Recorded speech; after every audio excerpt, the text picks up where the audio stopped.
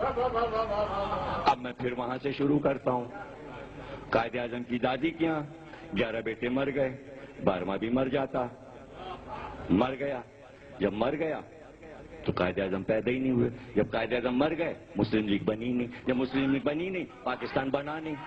جب پاکستان بنا نہیں تو پاکستان مر چکا، مر گیا. تو کس نے بنایا پاکستان؟ پہلے ذوالجناح نے بیٹا دیا قائد اعظم کی دادی کو. ذوالجناح سے بات چلی، پاکستان پہ ختم ہوئی تو پتہ چلا پاکستان ذوالجناح کے سموں کا صدقہ ہے. گھوڑے کا صدقہ، گھوڑے کا صدقہ.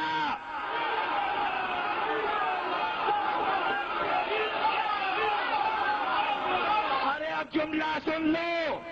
چونکہ ذوالجناح کی وجہ سے یہ ملک بنا، پورے ملک کی آبادی کو ذوالجناح کے سموں پر سجدہ کرنا چاہیے.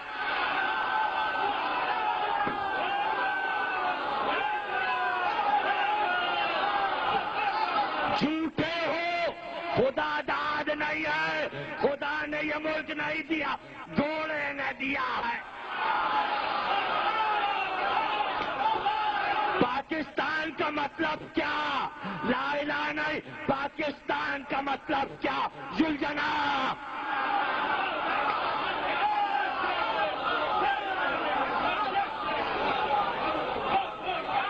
پاکستان کا مطلب گھوڑا، پاکستان کا مطلب بلبل، پاکستان کا مطلب ہائے حسین یا حسین.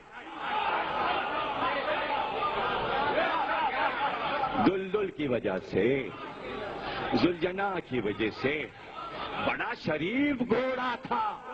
قائد اعظم کی دادی کی سن لی، تبھی تو عورتیں کان میں دلدل کے جانے کیا باتیں کرتی ہیں اور سال بھر میں پوری ہو جاتی ہے.